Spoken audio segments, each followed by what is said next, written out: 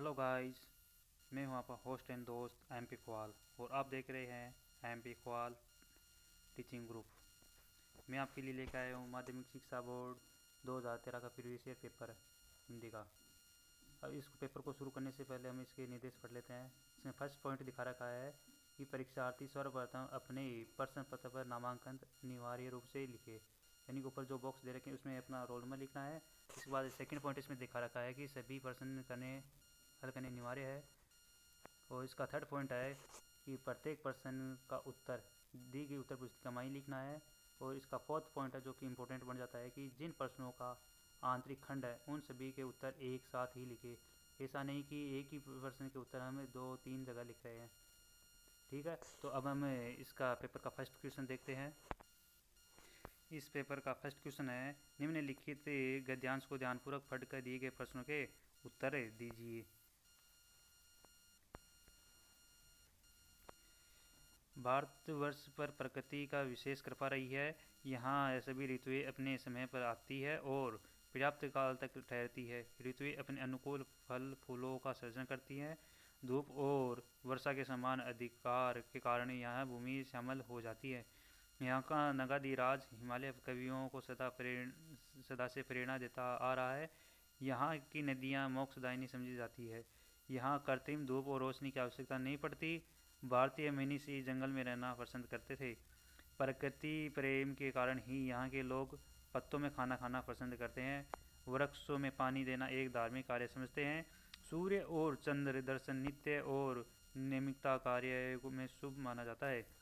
पारिवारिकता पर हमारी संस्कृति में विशेष बल दिया गया है। भारतीय संस्कृति में शोक की अपेक्षा आनंद को अधिक बल दिया गया है, अधिक महत्व देते हैं।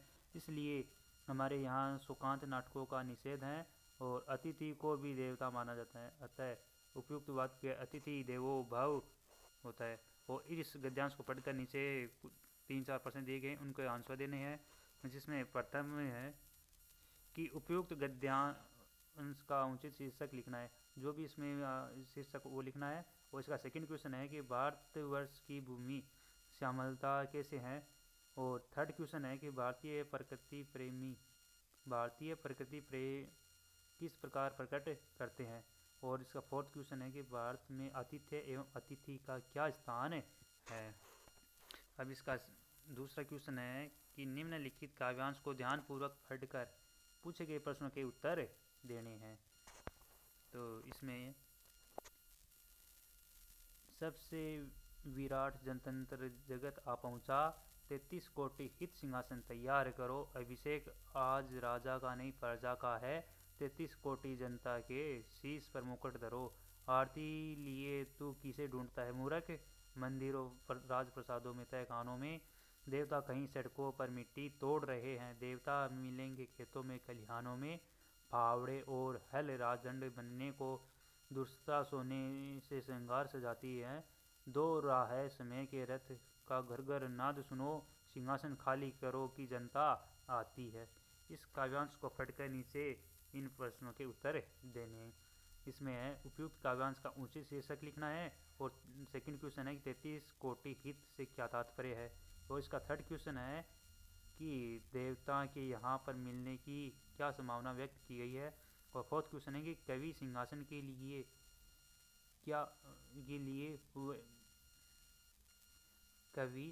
के लिए वह क्यों खाली कराना चाहता है। और इसके पश्चात बाद आता है इसका अथवा में सेकंड गद्यांश, वो देखते हैं। शब्दों की दुनिया में मैंने हिंदी के बल अलग जगाए हैं, जैसे दीप शिखा के विरवे कोई ठंडी रात बिताए, जो कुछ हूँ हिंदी से हूँ मैं, जो हो लूँ हिंदी से हो लूँ, हिंदी सहज क्रांति की भाषा, यह विल्लव की अथव कहानी, मैं काले प्रभातेंदु की अमर विजय की अमिट निशानी, से इस गुलामी के दागों को अब धो लूँ हिंदी से धो लूँ। उपयुक्त ये पद्यांश है। इस पद्यांश को देख के हमें इसके उत्तर देने हैं। इसमें फर्स्ट क्वेश्चन है कि उपयुक्त काव्यांश का उचित शीर्षक लिखना है और कवि ने हिंदी के बल पर अलग किस प्रकार की जगाई है। इसका थर्ड क्वेश्चन है कि हिंदी को क्रांति की भाषा क्यों कहा गया है। और इसका फोर्थ क्वेश्चन है कि कवि किस बचे हुए कार्य को करना चाहता है।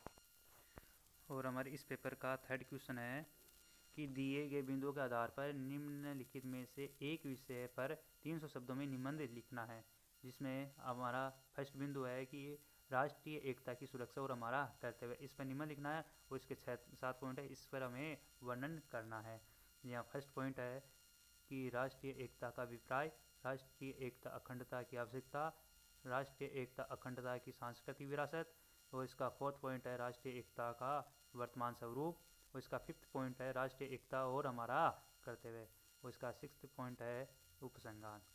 इसके बाद में हमारा सेकंड निबंध है युवा वर्ग में असंतोष, कारण और निवारण, दोनों पर पॉइंट लिखना है।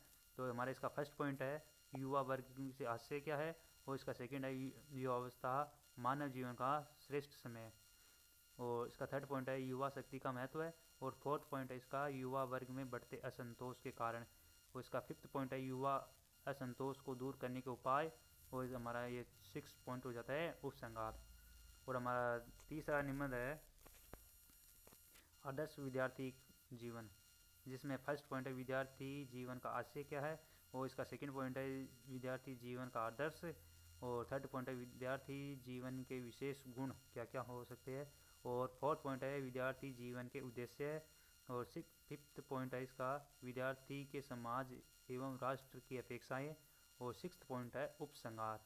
और हमारा चौथा निबंध बढ़ती महंगाई और एक ज्वलंत समस्या, जिसका फर्स्ट पॉइंट है महंगाई से आशय, सेकंड पॉइंट है स्वतंत्र प्राप्ति के बाद की स्थिति, थर्ड पॉइंट है मूल्य वृद्धि में तेजी, फोर्थ पॉइंट है महंगाई के विविध कारण, और फिफ्थ पॉइंट है महंगाई पर नियंत्रण के उपाय, और सिक्स्थ पॉइंट है उपसंहार। और हमारा चौथा क्वेश्चन है कि स्वयं को जूनागढ़ का निवासी जितेंद्र मानते हुए अहमदाबाद में रह रहे अपने पिताजी को एक पत्र लिखना है, जिसमें हाथ धुलाई कार्यक्रम एवं पेट के कीड़ों की बीमारी से बचने के लिए हेतु गोली खिलाने के कार्यक्रम द्वारा बालकों के स्वास्थ्य के प्रति जागरूकता के प्रयास का उल्लेख करना है। और इसके अथवा में हमारा दूसरा लेटर है कि स्वयं को रजनीश निवासी रतलाम मानकर अपने क्षेत्र में विद्युत अभियंता को बोर्ड परीक्षा तैयारी के कारण विद्युत पूर्ति नियमित रूप से एवं पर्याप्त रूप से कराने हेतु अनुरोध पत्र लिखना है। और हमारा पांचवा क्वेश्चन है जिसमें कह विष्णुकांता भजन सुना रही है वाक्य में कौन सी क्रिया है, और साथ में उसकी परिभाषा भी लिखनी है। और इसका ख है कि मोहन कहता है कि मैं श्याम की किताब या पुस्तकें पढ़ूंगा। तो रेखांकित सब पदों पर पद परिचय के दो बिंदु लिखने हैं। और इसका थर्ड है कि संयुक्त वाक्य की परिभाषा लिखनी है। और इसका फोर्थ क्वेश्चन है, फोर्थ में फर्स्ट है कि मन में चक्रीय होना मुहावरे का अर्थ बताते हुए वाक्य में प्रयोग करना है। और इसका फोर्थ का सेकंड क्वेश्चन है कि सुर समर करनी कर ही कहीं न जावही आपू लोकोक्ति का अर्थ स्पष्ट करना है। और इसका फिफ्थ क्वेश्चन है कि गुड़ चाटी ज्यों पागी में कौन सा अलंकार है, और प्रयुक्त अलंकार की परिभाषा, जो भी इसमें अलंकार है उसकी साथ में परिभाषा भी लिखनी है। अब हमारा छठवां क्वेश्चन पर चलते हैं। हमारा छठा क्वेश्चन है कि निम्नलिखित पद्यांश को ध्यान पूर्वक पढ़कर पूछे गए प्रश्नों के उत्तर देने हैं। बादल गरजो घेर घेर घोर गगन ग्राग रहो, ललित ललित काले गुगराले बाल कल्पना ये से पाले, विद्युत छवि उर के कवि नव जीवन वाले, वज्र छिपा नूतन कविता फिर भर दो बादल गरजा। अब इसमें फर्स्ट क्वेश्चन पूछा है कि कवि बादलों के प्रति क्या दृष्टिकोण है, जो भी कवि का जो भी दृष्टिकोण है वो बताना है। और सेकंड क्वेश्चन है कि बादल किसका प्रतीक है और क्यों। और इसकी पद्य के दूसरा अथवा में दूसरा क्वेश्चन है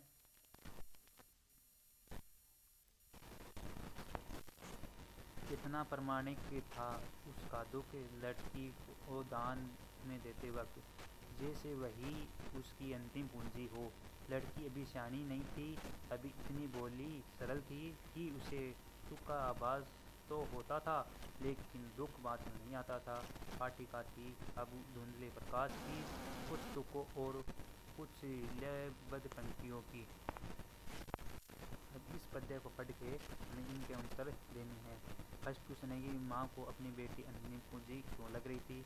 और सेकंड क्वेश्चन है कि कवि ने लड़की को धुंधले प्रकाश की पटिका क्यों कहा। तो इन प्रश्नों के उत्तर लगभग 40 शब्दों में देने हैं। इसके बाद आता है हमारा 7वां क्वेश्चन। इसमें है निम्नलिखित प्रश्नों में से किन्हीं 3 के उत्तर देने जिनकी उत्तर सीमा 40 शब्द हो। तो फर्स्ट क्वेश्चन है कि मैंने की मांझ रही गोपियों की मन की इच्छा मन में ही क्यों रह गई। और सेकंड क्वेश्चन है कि लक्ष्मण को परशुराम को मारने पर पाप और अपयश की संभावना क्यों थी। और इसका थर्ड क्वेश्चन है कि श्री कृष्ण को जग मंदिर का दीपक क्यों कहा गया। और इसका फोर्थ क्वेश्चन है कि स्मृति को पाथे बनाने से कवि का क्या हास्य है। और हमारा 8 क्वेश्चन है कि निम्नलिखित पद्यांश को ध्यानपूर्वक पढ़कर दिए गए प्रश्न के उत्तर देने। तो इसमें पद्यांश ये है कि छोटे से जीवन की कैसी बड़ी कथाएं आज कहूँ, क्या आज यह अच्छा नहीं कि औरों की चिंता में मौन रहूं। सुन कर क्या तुम भला करोगे मेरी बोली आत्मकथा, अभी समय भी नहीं थकी सोई है मेरी मौन व्यथा। तो इसका फर्स्ट क्वेश्चन देना है कि पद्यांश में प्रयुक्त भाषा कौन सी है। और पद्यांश सेकंड क्वेश्चन है पद्यांश में उपयुक्त शैली कैसी है, उसका नाम लिखना है। थर्ड क्वेश्चन है कि बड़ी गाथाएं शब्द का प्रयोग किस अर्थ में हुआ है। और इसका फोर्थ क्वेश्चन है कि थकी सोई है मेरी मौन व्यथा कौन सा अलंकार है। और इसका फिफ्थ क्वेश्चन है कि छोटे से जीवन का अर्थ स्पष्ट करो। और इसका अर्थ हमें दे रखा है दूसरा पद्यांश। धन्य तुम माँ भी तुम्हारी धन्य है, चीर प्रवासी में इतर में अन्य, इस अतिथि से प्रिय तुम्हारा क्या संपर्क। अंगुलियाँ माँ की कराती है मधुपर्क, देखते तुम इधर मन कन की मार, और होती जबकि आंखें चार, तब तुम्हारा दंतुरित मुस्कान मुझे लगती है बड़ी ही स्वाभिमान। अब इसको पढ़ के हमें इसके उत्तर देने प्रश्नों के। फर्स्ट क्वेश्चन है कि पद्यांश में प्रयुक्त भाषा कैसी है। और सेकंड क्वेश्चन है कि बच्चे की दंतुरित मुस्कान कवि को कब अच्छी लगती है। और इसका थर्ड क्वेश्चन है कि मधुपर्क शब्द का प्रयोग किस अर्थ में किया गया है। और इसका फोर्थ क्वेश्चन है कि धन्य तुम माँ भी तुम्हारी धन्य है, चिर प्रवासी में इतर में अन्य, इसमें कौन सा अलंकार है, उसमें अलंकार बताना है। और इसका फिफ्थ क्वेश्चन है कि स्वाभिमान शब्द का तत्समय रूप लिखना है। इसके बाद हमारा पेपर का 9वां क्वेश्चन है निम्नलिखित गद्यांश को ध्यानपूर्वक पढ़कर पूछे गए प्रश्नों के उत्तर देने हैं। प्रभात फेरियों हड़ताले जुलूस भाषण हर शहर का चरित्र था, और दमखम और जोश खरोश के साथ इतने सबसे जुड़ना हर युवा का उन्माद था। मैं भी युवा थी और शीला अग्रवाल की जोशीली बातों ने रगों में बहते खून को लावे में बदल दिया। स्थिति यह हुई कि एक बवंडर शहर में मचा हुआ था और एक घर में। पिताजी की आज़ादी की सीमा यहीं तक थी कि उनकी उपस्थिति में घर में आए लोगों के बीच उठूँ बैठूँ जानू समझूँ, हाथ उठा उठा कर नारे लगाती, हड़तालें करवाती, लड़कों के साथ शहर की सड़कें नापती। लड़की को उनके लिए मुश्किल हो रहा था, तो किसी को दी हुई आज़ादी के दायरे में चलना मेरे लिए। तो इसका फर्स्ट क्वेश्चन है कि एक बवंडर शहर में मचा हुआ था तो एक घर में, कथन का आशय स्पष्ट करना है। और सेकंड क्वेश्चन है लेखिका के लिए क्या मुश्किल हो रहा था और क्यों। इस गद्यांश के अथवा में दूसरा गद्य भाग है। अभी आसमान के तारे के दीपक बुझे नहीं थे, हाँ पूरा में लोही लग गई थी जिसकी लालिमा को शुक्र तारा और बढ़ा रहा था। खेत बगीचा घर सब पर कुहासा छा रहा था, सारा वातावरण अजीब रहस्य में आवर्त मालूम पड़ता था। उस रहस्य में वातावरण में एक कूस की चटाई पर पूरा मुँह है काली कमली ओढ़े बाल गोविंद भगत अपनी फजड़ियाँ लिए बैठे थे। उनके मुख से शब्दों का तांता लगा था और उनकी अंगुलियों में खजड़ियाँ पर लगातार चल रही थी।